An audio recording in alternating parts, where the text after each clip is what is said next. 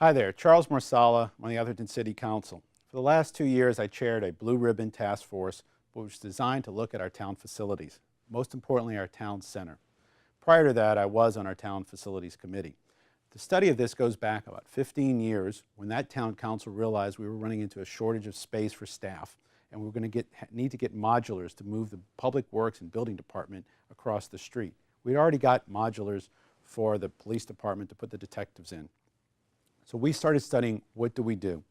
One of the things we do is, as you can see, our current town hall. It was built in the mid-60s and it serves this town well, but it's over 45 years old. There's some challenges with OSHA, handicapped accessibility, seismic concerns, so we do need to address this issue. What we've done, like I said in the past, is we put the public works and building departments in these modulars across the street. That was designed to be temporary. And the residents that live around these would love to see this cleaned up. These are located close to the train tracks. One of the problems that we could have is that if Caltrans ever decides to access more land, they might take away the easement that we currently use because these modulars block our road into our public works yard. That is a concern. You can see here the train tracks and then the accessibility area here where it used to be over here.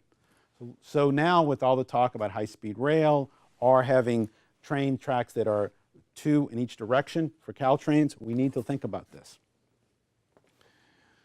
Our current town hall, it was built in 1928. This is where we have our council meetings, our committee meetings, our commission meetings. It was a bond that was used to build both of these facilities, the one in 1928 and the one in 1964. And prior to that, we actually met in the mayor's house or the circus club in the 20s when the town was first formed. This room still has to be addressed for seismic concerns, but it's such a beautiful part of our history, it could be renovated and be an auditorium where we could have great speakers or musicians or movies or whatever we need to do as a place for the town to come together for cultural events. If you go past our town police station, the front door, you go into an area where the detectives work. That is in modulars behind that because they quickly outgrew the side set apart for police. This, as you can see, a room where a detective works, and you can see the space problems we're having by having a facility that is so old right now and not having added space. One room that totally shows the situation we have. This is the break room where meals are eaten. It's also the conference room where training is done. It's also where evidence is processed. There's actually a sign above the hallway there that says, don't put any blood-tainted evidence on this table. It's also in the middle of the locker rooms.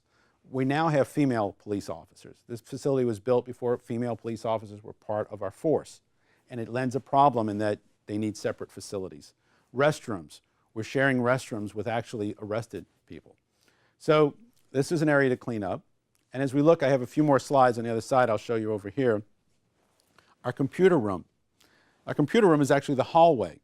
This area you can see here where the computer is not temperature controlled room because the building was built in the mid-60s before people thought about temperature control for computers.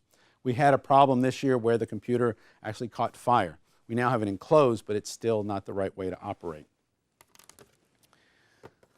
The vault where public records and funds are kept is located behind the assistant city manager's desk.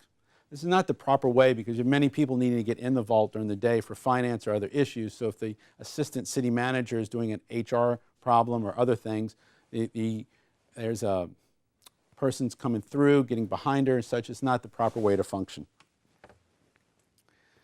Records are stored in the attic.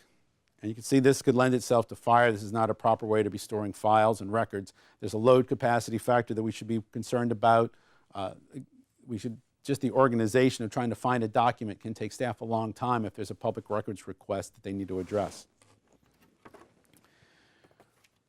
So what happened in the last 2 years, we did a calculation of how much square footage would be needed for a new facility. We did a floor plan of that. We didn't take it past that because the residents of our town need to get involved, need to create the vision of what this should look like, this facility.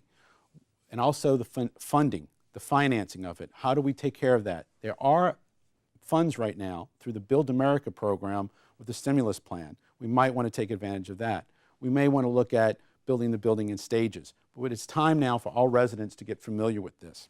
And what I encourage you to do is also to consider how we make this a cultural facility for Atherton. You can see this photo here from what Los Altos Hills did. their origins, their founders, the decades of the town.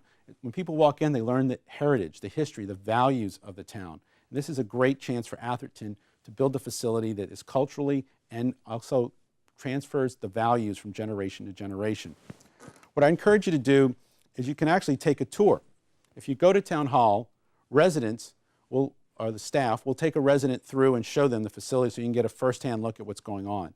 We have a website up called Atherton Today, and you can use that website to take the tour from your computer. You can also go to the town's main website and access Atherton Today from that means. I'd like to thank the Media Center for allowing us to get the attention of these problems and environmental, the emergency issues out that we've been able to address today and get it out to the public. Thank you. Thanks for watching. To join the smarter conversation, visit marsalaforla.com.